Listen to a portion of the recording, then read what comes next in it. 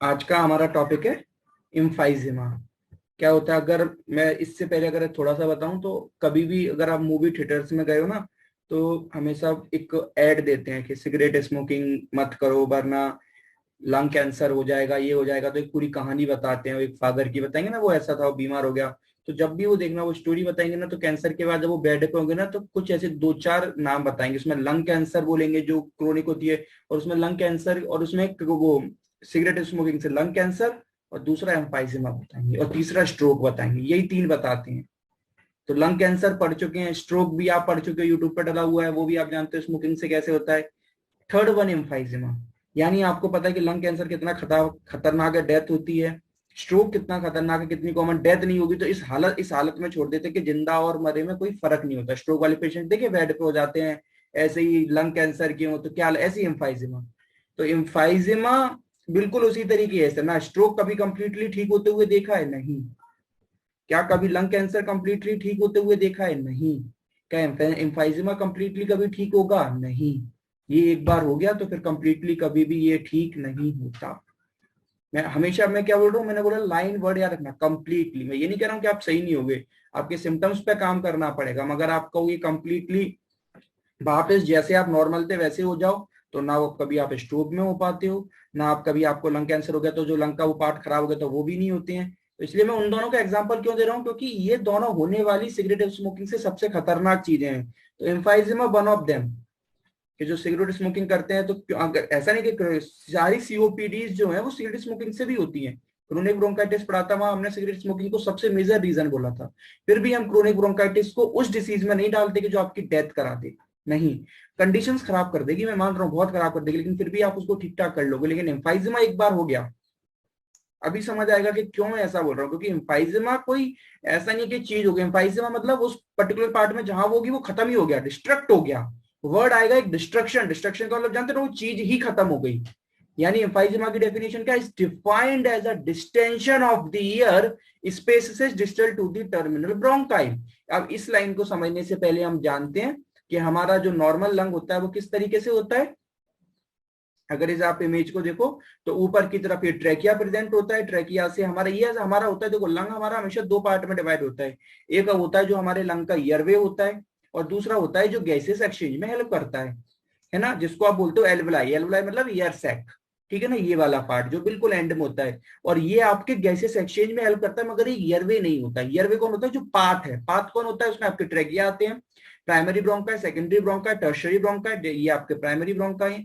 फिर उसमें कन्वर्ट हुए सेकेंडरी, फिर और फर्दर कन्वर्ट हुए टर्शरी। उसके एंड में आपको मिलते हैं ब्रोंक्यूल्स, ये दिख रहा है bronchiole tube. Then bronchiole tube से अटैच्ड होते हैं एल्वोलाई, ठीक है, जो गैसियस एक्सचेंज आपका करते हैं। बाकी सब अब आपको समझ रहा होगा, क्योंकि हमने जो सीओपीडी में अभी तक हमने जो अस्थमा पढ़ी, हमने जो क्रोनिक ब्रोंकाइटिस पढ़ी, ये दोनों जो डिसीज थी वो ईयरवे की थी। अस्थमा भी ईयरवे की थी, और क्रोनिक ब्रोंकाइटिस से लास्ट पड़ा वो भी ईयरवे की डिसीज थी। मगर ये इतनी खतरनाक क्यों है? क्योंकि बहुत सिंपल बात है कि अगर किसी का रास्ता खराब है ना, तो फिर भी हम कहीं ना कहीं थोड़ा बहुत इधर उधर से निकल लेंगे। लेकिन अगर किसी की एंड एंड ही खराब हो, फिर यानी पर्टिकुलर जहां पर गैसियस एक्सचेंज होना है लंग्स में वो ही खराब हो जाए, तो सर, तो उससे ज्यादा क्रोनिक क्या हो सकता है? यानी ये जो डिसीज है वो एल्वोलाई की है, आपके ईयर सैक की डिसीज है। इसीलिए इसको मैं इतना क्यों बोल रहा हूँ कि इतनी खतरनाक क्यों बोल रहा हूँ, क्योंकि ये कोई ईयरवे का नहीं है, क्योंकि ये तो एल्वोलाई की डिसीज है। यानी जहां पर मेजरली गैसेस एक्सचेंज होना है, जहां पर आप इतनी मेहनत करके ऑक्सीजन को लेके आए, और उस ऑक्सीजन को आपको परफ्यूजन करके आपको ब्लड में डालना है, और CO2 को लेना है, उसको फिर वेंटिलेट करके बाहर निकालना है, वो किस लेवल पे होता है? ईयर सैक पे। यानी वही प्रॉब्लम क्रिएट होती है। क्या होती है उसको समझेंगे। यानी पहली लाइन हमने, जो मैंने पहली लाइन अभी तक आपको इतनी देर में समझाई, वो ये कहना चाह रही थी कि is defined as a distension of the air. Distension मतलब एंड वाला part of the air space distal to the terminal bronchiole. Distension to the terminal bronchiole, और distension to the terminal bronchiole पे क्या आते हैं? Distension to the terminal bronchiole, आपके bronchiole क्या आते हैं? एल्वोलाई। यानी ये डिसीज एल्वोलाई, एल्वोलाई क्या होता है उसमें? With destruction of alveolar septa. या यानी आपका जो ये मैं नॉर्मल एल्वोलाई बोलूं तो इसके ऊपर जो आउटर लेयर होती है इसको बोलते हैं एल्वुलर सेप्टा। यानी अगर मैं आपको एक बात बोलूं तो आप जानते हो एल्वोलाई कैसी होती है? Alveoli is like a balloon. Balloon देखा है ना, बैलून होता है, उसके जो आउटर वॉल होती है, जो उसकी आउटर वॉल होती है, अगर हम वैल्यून के लिए तो उसे बोलते हैं एल्वुलर सेप्टा। उसको क्या बोलते हैं, मैं भी याद रखना, ये अगर एल्वुलाई है तो उसकी जो आउटर वॉल होती है उसे बोलते हैं एल्वुलर सेप्टा। और इसी के अंदर गैसियस सेक्शन जो होता है, एयरवे आता है, वो अंदर एयर भरता है, ये इन्फ्लेटेड होती है, जब एयर निकलती है डिफ्लेट हो जाती है। इसकी आउटर वॉल किसकी होती है, एल्वुलर सेप्टा की।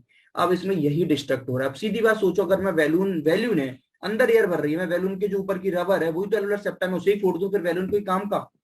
वैल्यून में हवा भर पाओगे क्या, निकाल पाओगे? खत्म, गेम ऑन, गेम ओवर। तो वो ही यहाँ पर लिखा हुआ है, क्या बोल रहे हैं कि destruction of the alveolar septa, आपका जो एल्वुलर सेप्टा है उसका डिस्ट्रक्शन हो जाता है। कैसे होता है बताऊंगा, यानी एंड ऑफ द डे क्या कहना चाहिए कि एल्वुलाई खत्म हो जाती है। बट ये लाइन बहुत इंपॉर्टेंट याद रखना, विदाउट ओबियस फाइब्रोसिस, है ना। एल्वुलर सेप्टा यहाँ पर डैमेज हो रहा है मगर ऑब्वियस फाइब्रोसिस नहीं होती। ये वर्ड आगे चल के ब्रोंकियोटेसिस में काम आएगा, जब हम इससे खतरनाक भी पढ़ेंगे। और फाइब्रोसिस का मतलब समझते हो, जब भी कोई चीज हमारे में डेथ होती है, खत्म होती है, मरती है। आपने सुना होगा मसल फाइब्रोसिस होती है, जब हम उससे काम नहीं लेते तो फाइब्रोसिस होने लग जाती है। फाइब्रोसिस का मतलब क्या होता है, थिकनिंग और स्कारिंग ऑफ द टिश्यू। क्या मतलब होता है थिकनिंग और स्कारिंग? बहुत बार सुना होगा आपने, कोई भी मसल में आप बोलते ना अरे फाइब्रोसिस हो गई, स्कारिंग पड़ गई, है ना। फिर आपके आप पीटी पर फिर हम उसके लिए काम करते हैं, तो वो क्या होता है जब उसकी डेथ हो जाती है, तो यहाँ पर वो एल्वुलर सेप्टा खत्म जरूर हो रहा है मगर वहां पर जो आउटर लेयर, जो एल्वुलाई की जो आउटर लेयर थी उसमें फाइब्रोसिस नहीं हो रही है।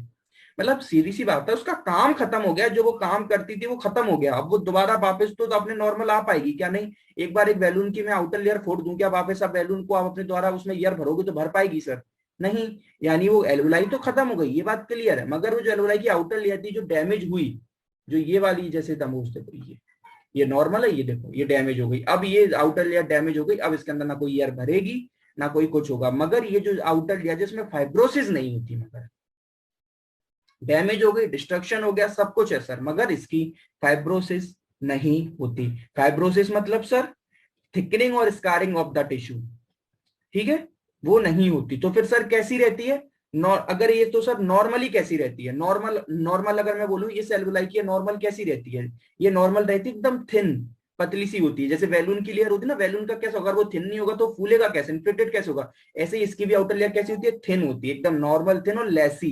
LACY, लेसी का मतलब होता है वो एकदम कैसी, वो बिल्कुल एकदम नॉर्मल उसमें हो जाती है, मतलब एक तरीके से ईयर वगैरह भरना। अब उसमें क्या होता है, अभी कैसी होती है, स्कारिंग बन जाती है। जब स्कारिंग होती है ना तो यही लेयर जो थिन थी वो कैसी हो जाती है, थिक। अगर फाइब्रोसिस हो गई तो वो थिन लेयर कैसी हो जाएगी, थिक हो जाएगी। मगर ये रप्चर होती है, मगर वो थिन लेयर थिक नहीं होती। आप तो सिंगल वर्ड बस इतना सा याद रखना, इतना तो मैंने आपको समझा दिया है, आप तो बस इतना सा लिख के आना है कि हाँ भैया ठीक है, but destruction of alveolar septa हो रहा है, मगर सीधी सी बात है उसकी ऑब्वियस फाइब्रोसिस नहीं हो रही, यानी जो थिकनिंग और स्कारिंग होती है आउटर लेयर की वो नहीं हो रही है, बस डैमेज हो रही है, बात खत्म। इतना सा होता है बस, यही इसकी डेफिनेशन है, ठीक है। यानी इसमें ईयरवे कहीं भी इन्वॉल्व आपको दिखा नहीं, आपके ईयर सैक इन्वॉल्वमेंट में आए, जो आपके ईयर सैक थे जहां पर प्रॉपर आपका हो रहा था वो इन्वॉल्वमेंट में थे, ना कि आपके ईयरवे इन्वॉल्वमेंट में थे, आपकी ईयर सैक एल्वुलाई इन्वॉल्वमेंट में थी, उसका डिस्ट्रक्शन हो रहा था, ठीक है। अब ये होती कैसे है, आप मैंने बताया मूवीज में भी स्मोकिंग बहुत कॉमन रीजन होता है। स्मोकिंग सारे COPD का कॉमन रीजन होता है, कभी भी ये मत बोलना कि स्मोकिंग से ये हो सकता है, सारे COPD हो सकते हैं, ठीक है। अब वो आपकी किस्मत है कि आपको उससे क्रोनिक ब्रोंकाइटिस हो जाए। मैं स्मोकिंग कर रहा हूं तो मेरी किस्मत के ऊपर है, कहो मुझे उससे क्रोनिक ब्रोंकाइटिस भी हो सकता है और कहो उससे मुझे एम्फाइजेमा भी हो सकता है ना। कैसे, मैं आगे बात अभी आपको बताता हूँ। उससे पहले, आगे पढ़ने से पहले हम इसकी पैथोलॉजी पढ़ लेते हैं, ठीक है ना। पैथोलॉजी अगर आपको याद हो, जब मैंने आपको क्रोनिक ब्रोंकाइटिस की पैथोलॉजी पढ़ाई थी, ये जो पूरा चैप्टर, ये पूरा इस चार्ट था, क्रोनिक ब्रोंकाइटिस की पैथोलॉजी पढ़ाई थी। इसमें मैंने आपसे उस टाइम भी कहा था कि जब मैं क्रोनिक ब्रोंकाइटिस की पढ़ा रहा हूँ, यहां तक तो दोनों में कॉमन होता है, इतना पार्ट दोनों में, चाहे वो क्रोनिक ब्रोंकाइटिस हो रही हो, चाहे स्मोकिंग हो रही हो, चाहे आपकी एम्फाइजेमा हो रही हो। क्यों? क्योंकि जो दोनों दोनों मेजरली उससे होते किससे, तम्बाकू स्मोकिंग, स्मोकिंग करने से, उससे होते हैं। तो इतना पार्ट तो दोनों में कॉमन होता है। फिर यहां से डिवाइड हो जाता है कि अब उस बंदे को क्रोनिक ब्रोंकाइटिस होना है कि एम्फाइजेमा होना है, अब है ना। और फिर एंड ऑफ द डे वो किस में कन्वर्ट हो जाएंगे, COPD में। ये जो एंड के सिम्टम्स लिखे हैं ये COPD, क्योंकि दोनों है तो COPD। अब होना क्या है, वो आपकी किस्मत पर है, वो डिपेंड हो जाता है। मैं बताऊंगा कैसे हो जाता है वो चीज, कहां पर कलेक्ट हो गई तो उसको क्या बोलते हैं, फिर उसको क्या बोलते हैं बताऊंगा। तो मैं आज ये वाला, उस दिन जब क्रोनिक ब्रोंकाइटिस पढ़ाया था तब मैंने एम्फाइजिमा वाला पार्ट नहीं पढ़ाया था, मैंने आपको बोला था इसको देखना भी नहीं है। तो आज मैं ही पढ़ाऊंगा, आज इसमें क्रोनिक ब्रोंकाइटिस वाला पार्ट हमको नहीं देखना है, लेकिन फिर भी मैं कनेक्टिविटी बता दूंगा कि सर ऊपर का पार्ट सेम था, एंड में ऐसा क्या होगा कि एक बंदे को क्रोनिक ब्रोंकाइटिस हो गई, दूसरे को एम्फाइजिमा हो गई, है ना। और क्या सर ऐसा हो सकता है कि एक कोई क्रोनिक ब्रोंकाइटिस और एम्फाइजिमा भी हो जाए? बिल्कुल। तो एक को क्रोनिक ब्रोंकाइटिस होकर फिर एम्फाइजिमा भी हो सकती है, ठीक है। तो कोई वो वाली बात नहीं है।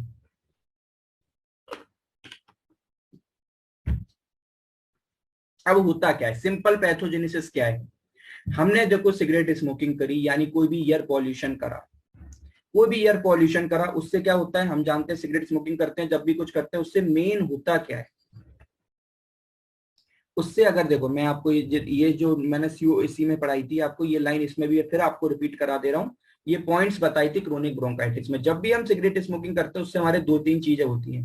पहला, जो हमारे सीलियरी मूवमेंट्स है वो स्लगिश हो जाते हैं। स्लगिश का मतलब होता है स्लो या इनएक्टिव। सीलियरी मूवमेंट क्या होते हैं सर? सीलियरी मूवमेंट का मतलब होता है वो मूवमेंट्स जो हमको हमको क्या करते हैं, हम आपको मालूम है ना, आपको प्रोटेक्ट करके रखते हैं। देखो मैं आपको, अगर आपको सीलियरी मूवमेंट ये दिखाऊं यहाँ पर, ये आपके लंग्स को प्रोटेक्ट करके रखते हैं ट्रैकिया में, और पूरे आपके ऐसे पूरे लंग्स के अंदर प्रेजेंट होते हैं आपके, इस तरीके से ये मूवमेंट्स करते हैं। अगर आपके अंदर आप कुछ भी, जैसे कोई भी मैक्रोमोलिक्यूल्स या कुछ भी अंदर आया, तो ये क्या करते थे, उसको बाहर निकाल देते हैं। अब स्मोकिंग यही करती है। अब स्मोकिंग एक दो दिन में नहीं करती, जो सालों से स्मोकिंग कर रहे हैं उनके जो सीलियरी मूवमेंट्स होते हैं ना, जो प्रोटेक्टिव मैकेनिज्म समझ लो सिंगल लाइन में, वो खत्म हो जाती है। अब जिसकी प्रोटेक्टिव मैकेनिज्म ही चली गई, तो अब कुछ भी अंदर जाए, बैक्टीरिया जाएगा, कुछ भी जाएगा, सब कुछ वो डैमेज होने लग जाएगा। प्लस ब्रोंकियो कंस्ट्रक्शन होने लग जाते हैं, जो आपकी आउटर लेयर है वो कंस्ट्रक्ट होती है, जो आपका ईयरवे है। प्लस जो म्यूकस सीक्रेटिंग सेल्स होते हैं जो आपको प्रोटेक्ट रखते हैं, वो हाइपरप्लेजिया होने लग जाते हैं, यानी एबनॉर्मली म्यूकस का सीक्रेशन होता है। ये तो आपके सिगरेट स्मोकिंग की वजह से होता है। अब उससे इन्फ्लामेशन कैसे होता है, हम जब भी जानते हैं, जब भी हमारे बॉडी में कोई भी चीज खराब होती है, कोई भी चीज खराब होती है, उसको रिपेयर करना होता है, उसको ठीक करना होता है। और इन्फ्लामेटरी प्रोसेस, इन्फ्लामेटरी क्या है, इन्फ्लामेटरी हम जानते हैं, इन्फ्लामेटरी प्रोसेस क्या है, एक रिपेयरिंग का पार्ट है। क्योंकि आपने कभी देखो, कभी भी आपको चोट लगी है बाहर की तरफ, जब भी आपको कभी नी पर कभी गिरे होगे, चोट लगी होगी, कोई भी ट्रॉमा हुआ होगा, तो वहां पर इन्फ्लामेशन देखने को मिलता है। तो वो क्यों मिलता है इन्फ्लामेशन देखने, क्योंकि वो हीलिंग हो रही है वहां पर। तो वहां पर वो pain, irritation, temperature increase, redness, swelling, oedema, वो क्यों है? वो इसलिए क्योंकि वो सर वहां पर हीलिंग हो रही है। तो इन्फ्लामेशन क्या, एक हीलिंग का पार्ट है। तो आपको इन्फ्लामेशन वहां पर देखने को मिलेगा। तो inflammation of the airway epithelium देखने को मिलती है। अब धीरे धीरे क्यों, क्योंकि ये क्रोनिक चीज है, तो आपके टिश्यू डैमेज बहुत ज्यादा हो रहा है। और जब भी कोई चीज डैमेज होती है, तो उसको हील करने के लिए हमारे कौन आएंगे, डब्ल्यूबीसीज आते हैं। और जब भी वो डब्ल्यूबीसीज आते हैं, तो वो हमेशा इन्फ्लामेशन को लेके आते हैं। सेकेंड ईयर में पढ़ के आ चुके होंगे, क्योंकि जब भी डब्ल्यूबीसीज आएंगे हम जानते हैं वो इन्फ्लामेटरी रिस्पॉन्स क्रिएट करते हैं। क्यों? क्योंकि आपको मालूम है, अगर क्योंकि वो क्यों करते हैं, वो इसीलिए करते हैं क्योंकि यहाँ हीलिंग तो चल रही है, मगर वो डर इनको रहता है कि कोई एंटीजन ना आ जाए जो यहाँ पर और खराब कर दे। तो वो इन्फ्लामेटरी रिस्पॉन्स स्टार्ट कर देते कि इनकेस कोई एंटीजन आता है तो हम उसे मार दें। तो वो ही रिस्पॉन्स इतना ज्यादा हो जाता है, बहुत ज्यादा हो जाता है। क्यों हो जाता है? क्योंकि आपकी नॉर्मल आपको तो ना कोई छोटा मोटा चोट लग गई है, अंदर बहुत सारा डैमेज हो चुका है, तो इन्फ्लामेशन भी तो बहुत ज्यादा होगा कि नहीं होगा? तो इन्फ्लामेटरी रिस्पॉन्स भी बहुत ज्यादा होगा, ऐसा नॉर्मल तो होगा नहीं। तो टिश्यू डैमेज होगा, एक्टिवेशन होगा इन्फ्लामेटरी सेल्स का। हम जानते हैं इन्फ्लामेटरी सेल्स कौन से होते हैं, वही डब्ल्यूबीसी, ईसिनोफिल्स, ल्यूट्रोफिल्स, लिम्फोसाइट, मैक्रोफेजेस, ये सब आपके होते हैं। और यही सब आपके क्या छोड़ते हैं, साइटोकाइंस, इंटरल्यूकेंस, और यही तो होते हैं। व्हाट इज साइटोकाइंस, इंटरल्यूकेंस, यही तो होते हैं। यही तो सर इन्फ्लामेटरी रिस्पॉन्स को प्रोड्यूस करते हैं। और कौन करते हैं? यही करते हैं। अब यहीं से डिवाइड हो जाता है सर। जब भी जो आपके साइटोकाइंस, इंटरल्यूकेन होते हैं ना, अब ये इनको, अब बस इनका होता है मेन पाथवे, ये जा किधर रहे हैं। अब ये आपके लक पे है, अगर वो पूरी बॉडी में चले गए, तो फिर मोस्ट इंपॉर्टेंटली है कि आपको क्रोनिक ब्रोंकाइटिस होगा। और अगर वो बॉडी में ना जाकर आपके एल्वोलाई के ऊपर चले गए, यानी एल्वोलाई पर चले गए, तो फिर पूरे चांसेस हैं कि आपको एम्फाइजिमा होगा। अभी मैं बताऊंगा कैसे। कल का जब लास्ट लेक्चर पर था, मैंने बताया था कि ये सब आपके बॉडी में चले जाते हैं, तो फिर सिस्टम में वीकनेस होगी, वेट लॉस होता था, फिर वो chronic bronchiolar irritation, inflammation, chronic bronchitis. Bronchitis के मेन पार्ट क्या थे, इडीमा डेवलप होना, हाइपर सिक्रेशन, बहुत ज्यादा म्यूकस निकलना, ईयरवे का नेट क्या होना, कंस्ट्रक्शन होना। अब ये तो एम्फाइजिमा में नहीं होगा सर, क्यों? क्योंकि एम्फाइजिमा तो ईयरवे की डिसीज है नहीं, वो तो डिसीज है ईयर सैक की, यानी एंड वाले पार्ट की। तो जितने क्रोनिक ब्रोंकाइटिस में जो हैवी सिम्टम्स दिख रहे थे, जैसे बहुत ज्यादा ऑक्सीजन की कमी होगी, CO2 बढ़ेगा, तो ऐसा तो सर एम्फाइजिमा में नहीं होगा। क्यों? क्योंकि इसमें O2 कम होगी, मगर बहुत बहुत ही कम, CO2 भी बहुत ही कम बढ़ेगा। नहीं तो ऐसा कुछ नहीं होगा सर। ईयरवे ऑब्स्ट्रक्शन जो इसमें दिख रहा था वो इतना इसमें इतना नहीं दिखेगा, माइल्ड दिखेगा as compare to chronic bronchitis. क्यों? क्योंकि सर ईयरवे की डिसीज नहीं है, ये किसकी डिसीज है? ईयर सैक की डिसीज है। यानी इसमें इसमें सर आपका परफ्यूजन बिगड़ेगा। क्यों? क्योंकि ऑक्सीजन आ तो जाएगा मगर वो ब्लड में जाएगा ही नहीं। क्योंकि क्यों? क्योंकि जो मेन आपके ईयर सैक थे वही चलेगा, जो परफ्यूजन कराना था वही डैमेज हो गया, मगर वो क्रोनिक ब्रोंकाइटिस में उसकी दिक्कत आपको नहीं थी, क्रोनिक ब्रोंकाइटिस की आपको नहीं थी। ठीक है, अब यहां से बस पार्ट डिवाइड होता है कि जो रिलीज हुए साइटोकाइंस इंटरल्यूकिन वो अगर आपके बॉडी में चले जाते हैं तो वो तो आपको क्रोनिक ब्रोंकाइटिस करा रहे थे, लास्ट लेक्चर में हमने समझा। मगर वो बॉडी में ना जाकर आपकी जो लंग्स के अंदर एल्वुलाइज थी, ये एल्वुलाई इसकी आउटर सरफेस पर कलेक्ट हो जाए, आउटर सरफेस पर इस तरीके से, तो वो फिर आपको एम्फाइजिमा करा देते हैं। कैसे? अभी समझते हैं। ये दिख रहा है ना एल्वुलाई की आउटर सरफेस पर, ये देखो लाइन क्या लिखी हुई है, लाइन पढ़ना, मैं अभी ये इधर से बता रहा हूँ। ये देखो क्या होता है स्मोकिंग में, क्या लाइन लिखी हुई? एल्वुलर मैक्रोफेजेसिस। कौन मैक्रोफेज? अभी यही सब मैक्रोफेज का मतलब क्या होता है? ईस्नोफिल्स, ये सब आपके मैक्रोफेज है। कहाँ एक्यूमुलेट हो जाते हैं? Alveolar macrophages accumulate around the terminal bronchial and release proteolytic enzyme. आपके जो टर्मिनल ब्रोंकाइल पे जो ये आपके ईयर्स है कि यहाँ पर आकर क्या हो जाते हैं? एक्यूमुलेट हो जाते हैं। और वो क्या करते हैं? वो इन्फ्लामेटरी सेल्स क्या कर देते हैं? वो एक चीज खराब कर देते हैं, वो प्रोटियोलाइटिक एंजाइम को रिलीज करना स्टार्ट कर देते हैं, और वहीं से सब गड़बड़ आपकी स्टार्ट हो जाती है। व्हाट इज प्रोटियोलाइटिक एंजाइम, इसको हमें समझना है मेजरली आज। ठीक है, अब यहां से हमने जो यहाँ पर थे अगेन यहाँ पर वापस आते हैं। अब होता कैसे? देखो डायरेक्टली प्रोटियोलाइटिक एंजाइम आपका रिलीज नहीं होता। कैसे होता है मैं बताता हूँ। होता क्या है कि जब भी ये जो केमिकल, ये जो आपके एल्वुलर मैक्रोफेजेस गए ना, यहाँ पर प्रोटीएस डायरेक्ट नहीं होता हमारे। देखो मैं आपको एक चीज बताता हूँ, एक आपके बॉडी में प्रोटियोलाइटिक एंजाइम होता है जिसको बोलते हैं प्रोटीएस, प्रोटियोलाइटिक एंजाइम, जिसका नाम क्या है सर? प्रोटीएस। काम क्या है? नाम में लिखा है प्रोटियोलाइटिक, यानी ये एंजाइम क्या करता है? चीजों को तोड़ता है। प्रोटियोलाइटिक, चीजों को तोड़ने वाला एंजाइम।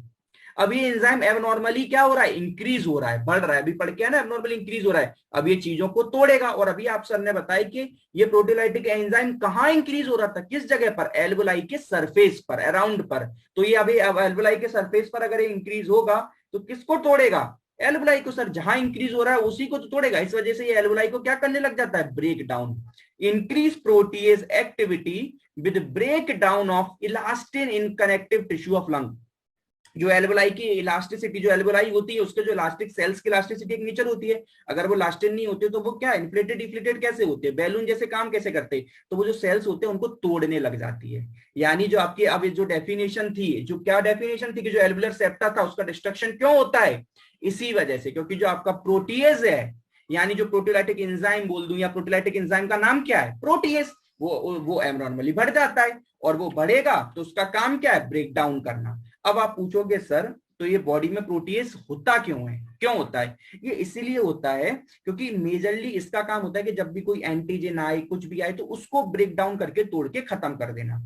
ठीक है, मगर ये एबनॉर्मली यहाँ तो कुछ नहीं हुआ। यहाँ तो एबनॉर्मली आपने सिगरेट स्मोकिंग करके, वो सब कर करके अपने फालतू में अपने आपने क्या बढ़ा लिए थे? साइटोकाइंस इंटरल्यूकेंस एबनॉर्मली बढ़ गए आपकी सिगरेट स्मोकिंग की वजह से। अब उनका तो रोल क्या होता है कि प्रोटीएज को बढ़ा दो, लेकिन वहां पर कोई थर्ड वन एंटीजन तो है नहीं कि जिसको वो मार दें। तो वो क्या करेंगे? आपके ही फिर जो एल्वुलाई की आउटर वॉल्स होती है उन्हें मारने लग जाते हैं। यानी जो इन्फ्लामेटरी रिस्पॉन्स है वो आपके लिए ही क्या जानलेवा हो जाता है। कैसे सर? जैसे कोविड में हुआ। कोविड में इंसान क्यों मर रहा था? इन्फ्लामेशन की वजह से मर रहा था। इसी वजह से हम कितना सारा क्या देते थे उसे? स्टेरॉइड्स देते थे। और स्टेरॉइड्स की हम कॉम्प्लिकेशन जानते हैं क्या होती है कि इम्यूनिटी को कम करना, इसलिए ब्लैक फंगस, येलो फंगस, ये सब हो रहे थे। तो जो इंसान की डेथ हो रही थी वो इस वजह से नहीं हो रही थी। इंसान की डेथ हो रही थी उसकी इन्फ्लामेशन की वजह से। इन्फ्लामेशन बहुत खतरनाक होता है। इन्फ्लामेशन हीलिंग प्रोसेस का पार्ट है, मगर कब तक? कब तक? कोई भी चीज अगर नॉर्मल में हो, जैसे छोटा मोटा ट्रॉमा हो गया ना तो इन्फ्लामेशन हो रहा है तो नॉर्मल है। मगर अगर आपके पूरे लंग्स ही खराब हो रहे हैं, या भी, यानी ये तो क्रोनिक डिसीज है, नाम ही है, सीओपीडी का पार्ट है, क्रोनिक ऑब्स्ट्रक्टिव पल्मोनरी डिसीज का, यानी बहुत हैवी इन्फ्लामेशन होगा। यही कोविड में होता था, जब लंग्स बहुत ज्यादा अफेक्ट होते थे तो हैवी इन्फ्लामेशन होता था, और इन्फ्लामेशन की वजह से ही इंसान की डेथ हो जाती थी। तो हमें इन्फ्लामेशन को कम करने के लिए बहुत सारे एंटी इन्फ्लामेटरी ड्रग्स देते थे, उससे कम नहीं होता था तो स्टेरॉइड्स देते थे, स्टेरॉइड से इन्फ्लामेशन कम करते थे। तो वही यहाँ पर होता है कि यहाँ पर आपका इन्फ्लामेशन इंक्रीज हो रहा है। इन्फ्लामेशन इंक्रीज होने की वजह से क्या साइटोकाइंस इंटरल्यूकिन छूट रहे हैं, वो साइटोकाइन इंटरल्यूकिन प्रोटीएस को बढ़ा देते हैं। और यहाँ पर प्रोटीएस किसको मारने जाएंगे, कोई एंटीजन वगैरह तो है नहीं, तो वो क्या करते हैं, जो एल्वेलाई के ऊपर जो आउटर लेयर है यहाँ पर वो एक्टिवेट हो गए, तो वो एल्वेलाई की आउटर लेयर को ही डैमेज करना स्टार्ट कर देते हैं, जो नॉर्मली थी उनको खत्म करना स्टार्ट कर देते हैं। अब ये होता कैसे है, अब सीधी सी बात है, कोई भी तो प्रोटीएज अपने मन से तो जग नहीं जाएगा। तो अब ऐसे तो अगर सर हमारे जैसे अभी तो सर आप इससे ये समझा कि प्रोटीएज तो हमारे अंदर भी प्रेजेंट है, मगर हमारा प्रोटीएज क्या है, नॉर्मल क्वांटिटी में बढ़ता है। जब कोई एंटीजन आया तो उसको सर कोई बंद करके तो रखता होगा ना, उसके लिए कोई स्विच होगा। अगर वो ऑल टाइम एक्टिव रहेगा तो वो, हम तो नॉर्मल है, हमको तो एम्फाइजिमा नहीं, हमको भी डैमेज कर देगा। तो उसके लिए कोई स्विच तो होगा ना, तो उसके लिए स्विच होता है एंटी प्रोटीएज। सीधी सी बात है, प्रोटीएज को बंद कौन करेगा, एंटी प्रोटीएज। प्रोटीएज को कौन बंद करेगा, एंटी प्रोटीएज। अगर मैं क्या कर दूं, मैं इसी एंटी प्रोटीएज को इनिबिट कर दूं तो ऑटोमेटिक मेरे प्रोटीएज क्या होंगे, बढ़ जाएंगे। यही होता है जो हमारे साइटोकाइन इंटरल्यूकिन है, ये क्या करते हैं, रियल में ये प्रोटीएज को कभी नहीं बढ़ाते। मैंने अभी आपको क्या बोला लाइन, कि साइटोकाइन इंटरल्यूकिन प्रोटीएज को बढ़ा देते, वो लाइन गलत थी, पहले मैं समझाना चाह रहा था। वो डायरेक्टली प्रोटीएज को नहीं बढ़ाते, प्रोटीएज बढ़ता है मगर इनडायरेक्टली। वो करते क्या है, वो ये कर देते हैं कि जो आपके एंटी प्रोटीएज है, जो प्रोटीएज को बंद करके रखता है, एंटी प्रोटीएज नाम में ही लिख रहा है, जो प्रोटीएज को क्या करता है, बंद करके रखता है। तो जो इंटरल्यूकिन साइटोकाइन से इसको बंद कर देते हैं। अब एंटी प्रोटीएज बंद हो गया तो प्रोटीएज ऑटोमेटिक क्या हो जाएगा, बढ़ जाएगा। तो इसीलिए जो साइटोकाइन क्या करते हैं, इनिबिट कर देते हैं नॉर्मल एंडोजिनस एंटी प्रोटीएज का। किसका इनिबिट कर दिया, एंटी प्रोटीएज का। अगर एक बार एंटी प्रोटीएज बंद हो गए तो ऑटोमेटिक जो आपके प्रोटीएज हैं वो बढ़ जाएंगे। और प्रोटीएज बढ़ गए तो फिर वो क्या करेंगे, डिस्ट्रक्शन, ब्रेक डाउन करना स्टार्ट करेंगे और आपकी एल्वेलाई को खत्म करेंगे। ठीक है, इतना पार्ट क्लियर। देखो मैं आपको दिखाता हूं वो लाइन क्या थी। ये क्योंकि वो सीओपीडी ये दोनों में एक साथ, अब देखो क्या मैंने यहां पर क्या लिखा, देखो alveolar macrophages accumulate around the terminal block and release proteolytic enzyme। अब आप पूरा समझ गए कि वो प्रोटियोलाइटिक एंजाइम कैसे रिलीज होते हैं। अब ये एंजाइम क्या करते हैं, नाम में प्रोटियोलाइटिक, किसी चीज को तोड़ना। This enzyme cause enzymatic digestion and destruction of alveolar walls result in emphysema. यानी आपको एम्फाइजिमा कराने के लिए अगर कोई एक सिंगल वर्ड में बोलो, who is responsible for emphysema, sir single word में प्रोटीएस या प्रोटियोलाइटिक एंजाइम। और वो बढ़ क्यों रहे हैं, क्योंकि हम बात कर चुके हैं, ये पहला रीजन तो इन्फ्लामेशन, पहला रीजन तो समझ आ गया ना सर, इन्फ्लामेशन। और इन्फ्लामेशन वगैरह क्यों रहा था, वो आपका सिगरेट स्मोकिंग से हो जाए या कोई ऑक्यूपेशनल कॉज हो, कुछ भी हो जो आपके बॉडी में अभी वो सालों से इन्फ्लामेशन कॉज करा रहा है, और उस इन्फ्लामेशन की वजह से जो एंटी प्रोटीएज थे वो इनिबिट हो गए, यानी एंटी प्रोटीएज बंद हुए। जैसे एंटी प्रोटीएज बंद हुए तो अब एंटी प्रोटीएज बंद हुए तो बेचारे प्रोटीएज को बंद करके रखे थे, मगर लेकिन एंटी प्रोटीएज बंद हो गए तो ऑटोमेटिक प्रोटीएज क्या हो गए, बढ़ गए। तो पहला रीजन होता है इन्फ्लामेशन। बाकी ऑक्यूपेशनल कॉज ये सब क्या करेंगे, स्मोकिंग हो, ऑक्यूपेशनल कॉज हो, कोई भी कॉज हो, वो सब इन्फ्लामेशन को बढ़ाते हैं और उससे आपका प्रोटीएज बढ़ता है। लेकिन दूसरा भी बहुत इंपॉर्टेंट रीजन होता है एम्फाइजिमा कराने का, वो होता है क्या, अल्फा 1 एंटीट्रिप्सिन की डिफिशियंसी। अल्फा 1 एंटीट्रिप्सिन की डिफिशियंसी, ये क्या है सर, ये देखो, ये आपके बॉडी में एक ऑलरेडी जीन प्रेजेंट होता है। अब यानी समझ आ गया, जेनेटिक होगा। तो ये जो अल्फा 1 इनहेरिटेड अल्फा 1 एंटीट्रिप्सिन होता है ना, इसकी डिफिशियंसी, यानी सीधी सी बात है, जो अल्फा 1 एंटीट्रिप्सिन है उसका काम क्या है, इसको इनिबिट करना। अब वो इनिबिट से रोकना, अब जैसे ही इसकी डिफिशियंसी हो गई वो इसे इनिबिट करा देगा, और फिर वही अगेन अगर एंटीप्रोटीएज इनिबिट हुआ तो प्रोटीएज बढ़ जाएगा। यानी सिंपल सी बात है कि अल्फा 1 एंटीट्रिप्सिन क्या करता है, इसको इनिबिट होने से क्या कर रहा था, रोक रहा था, और जैसे इसकी डिफिशियंसी हो गई तो ये क्या हो गया, इनिबिट हो गया। तो हमारे बॉडी में एक अल्फा 1 एंटीट्रिप्सिन होते हैं, ठीक है, तो वो उसको करके रखता है। अब सीधे सा एक लाइन में याद रखना, ज्यादा दिमाग मत लगाना, कि सीधी सी बात है कि अल्फा 1 एंटीट्रिप्सिन है, उसकी डिफिशियंसी से हो जाते हैं। क्यों, कि वही सिंपल, फिर वही अगेन रिलेशन है कि उससे क्या हो गया कि जैसे इसकी डिफिशियंसी हुई ऑटोमेटिक हमारे एंटी प्रोटीएज इनिबिट हो जाते हैं, और फिर अगेन वही सब साइकिल है पूरी। तो कुछ एक्स्ट्रा मेहनत वाली चीज नहीं है कि इसमें अलग से कोई याद करना है। तो यानी एम्फाइजिमा आपको जेनेटिकली भी देखने को मिलता है, इस लाइन को समझना अच्छे से, ठीक है। तो ऐसा नहीं है कि अगर आपने कोई सिगरेट स्मोकिंग नहीं करी, कुछ नहीं करा और आप सोचो एम्फाइजिमा क्यों हो गया, तो ये जेनेटिकल भी मिलता है। बाकी और रीजंस भी होते हैं, उनको हम एक एक करके आगे समझते चलेंगे। ठीक है, तो आपको एम्फाइजिमा हुआ, एम्फाइजिमा से क्या हुआ, डिस्ट्रक्शन हुआ एल्वुलर सेप्टा का and loss of elastic recoil bronchial walls, यानी अब उनकी इलास्टिसिटी खत्म हो जाएगी, वो क्या हो जाएंगे, एबनॉर्मली वाइडेंट हो जाएंगे, बड़े हो जाएंगे, और एक टाइम बाद जब बैलून में गैस भरते जाओ, अब उनकी इलास्टिसिटी तो चली गई, तो अब वापस तो वो डिफ्लेट होंगे नहीं, इन्फ्लेटेड करोगे, एक टाइम बाद एयर भर जाएगी और फट जाएंगे। क्यों? क्योंकि सर वहां पर कौन है, प्रोटीएज है, वो क्या कर देंगे, उसके आउटर वॉल को डिग्रेड कर देंगे। और जैसे ये सब हुआ तो क्या हो जाएगा, आपकी ईयरवे ऑब्स्ट्रक्शन होगी, अंदर ईयर भरने लग जाएगी, भरेगी कि नहीं, अब जो ईयर निकल रही है वो कहाँ, लंग के अंदर ही तो भरेगी, ईयरवे ऑब्स्ट्रक्शन हो जाएगा, यानी एबनॉर्मल एम्फाइजिमा क्या करेगा, सीओपीडी बना देगा। तो ये चाहे कोई भी हो, chronic bronchitis, emphysema, end of the day ये सब क्या करेंगे, ये सीओपीडी के सिम्टम्स हैं। तो ईयरवे ऑब्स्ट्रक्शन होगा, इसलिए तो एम्फाइजिमा को सीओपीडी में रखते हैं। ईयर ट्रैपिंग होगी, loss of surface area for gas exchange होगा, है ना, फ्रीक्वेंट क्या होगा, एग्जीक्यूटेशन, एग्जीक्यूटेशन का मतलब होता है एबनॉर्मली बढ़ना कंटिन्यूअसली, इन्फेक्शन होगा, ब्रोंकोस्पाज्म होगी, उससे आपको डिसिप्निया होगा, difficulty in breathing, cough, oxygen की कमी होना, CO2 बढ़ना, कोर पल्मोनरी, कोर पल्मोनरी आपको बता चुका हूं क्या होती है, राइट वेंट्रिकुलर की हाइपरट्रॉफी प्लस पल्मोनरी हाइपरटेंशन।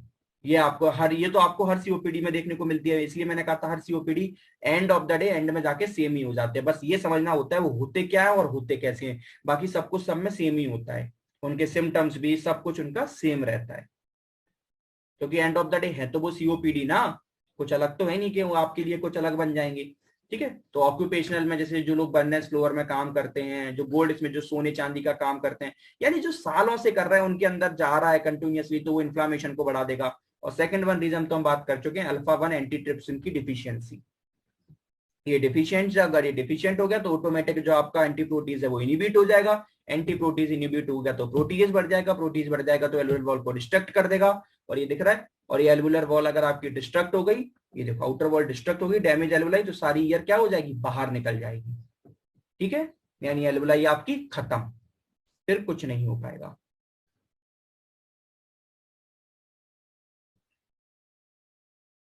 ठीक है, तो अब हम पढ़ेंगे क्लासिफिकेशन। इसके क्लासिफिकेशन हम दो बेस पर पढ़ेंगे, एक हम पढ़ेंगे ऑन एनाटॉमिकल, मतलब एनाटॉमिकल साइड, मतलब कहां पर हो रहे हैं, ठीक है ना, सिंपल सी भाषा में कहां पर हो रहे हैं। और दूसरा हम पढ़ेंगे पैथोलॉजी के बेस पर, पैथोलॉजी के बेस पर मतलब जो जो पार्ट अफेक्ट हो रहा है ना, वो कौन सा पार्ट अफेक्ट हो रहा है। ठीक है, सेंटर, लंग्स के सेंटर वाला पार्ट हो रहा है कि आउटर वाला पार्ट हो रहा है।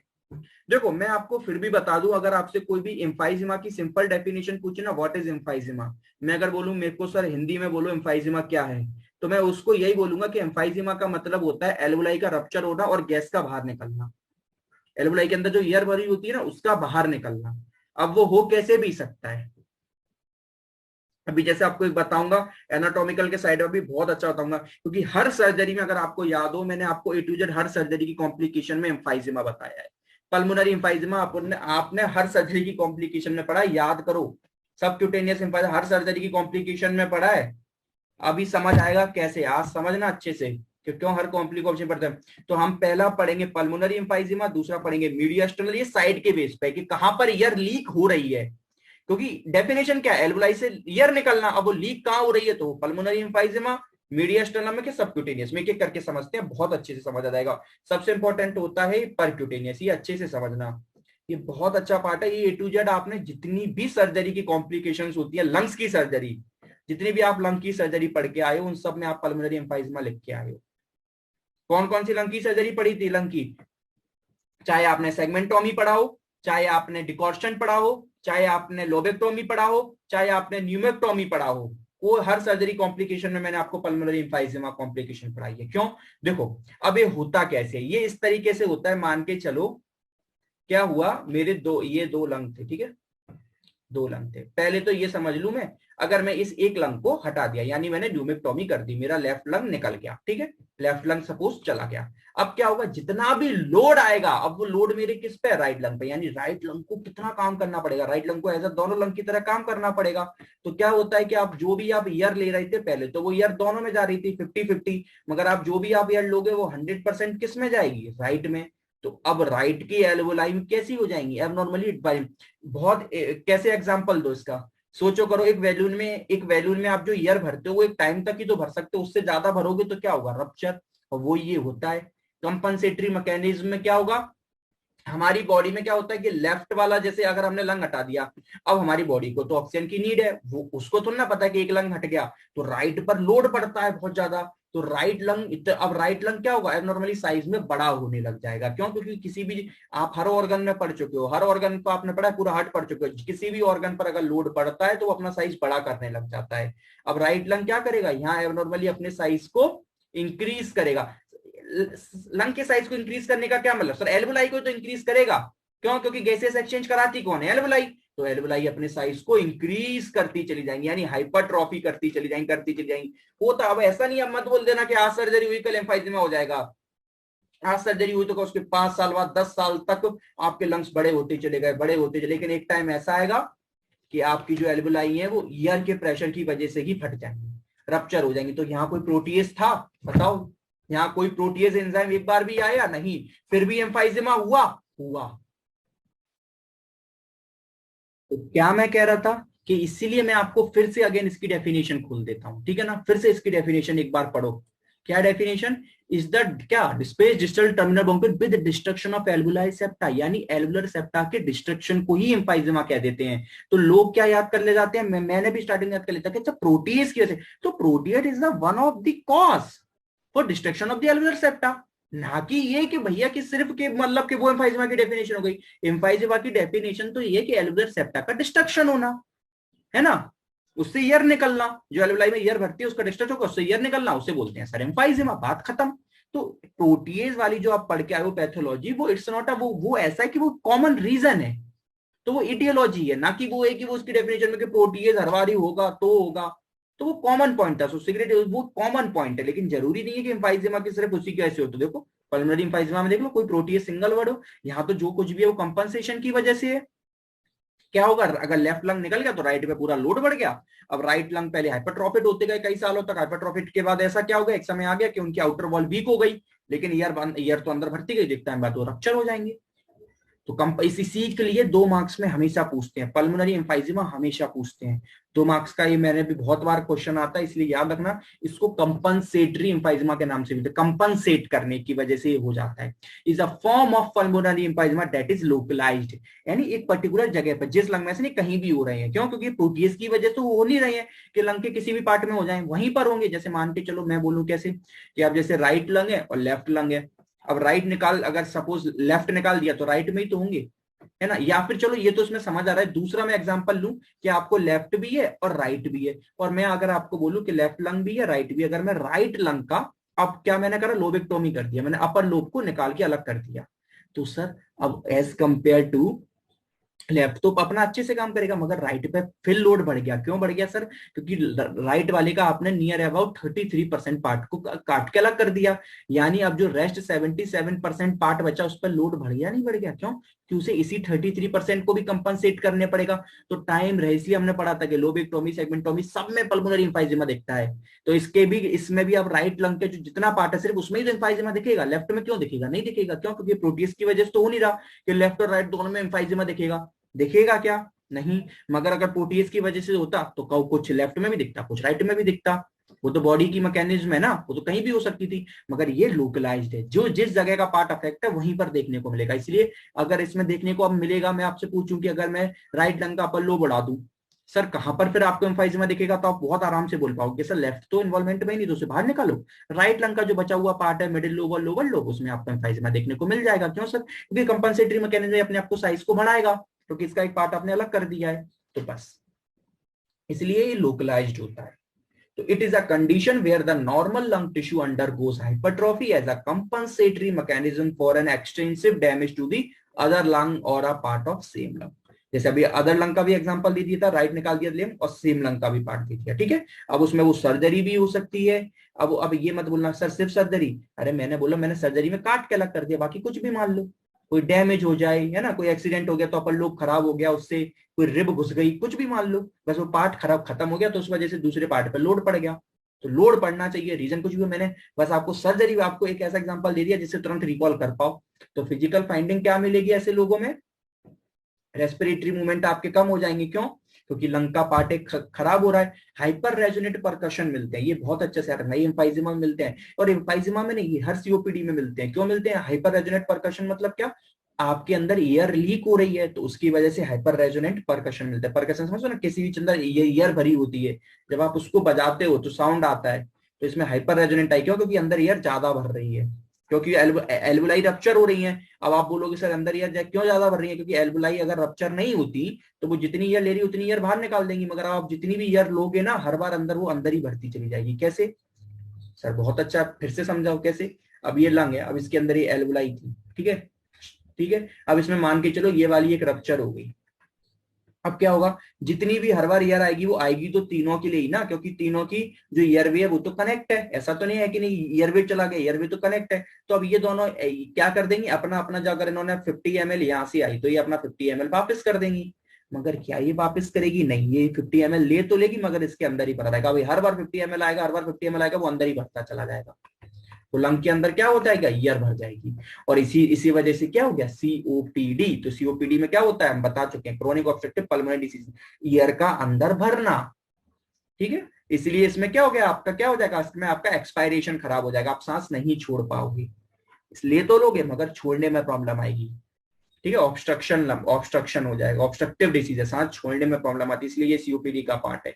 तो reduce respiratory movement, hyper resonant percussion समझ आ गया क्यों? क्योंकि अंदर ईयर भर रही है, मगर आपकी जो ब्रीथ साउंड की इंटेंसिटी है वो कम हो जाएगी। क्यों? क्योंकि आपको सांस छोड़ने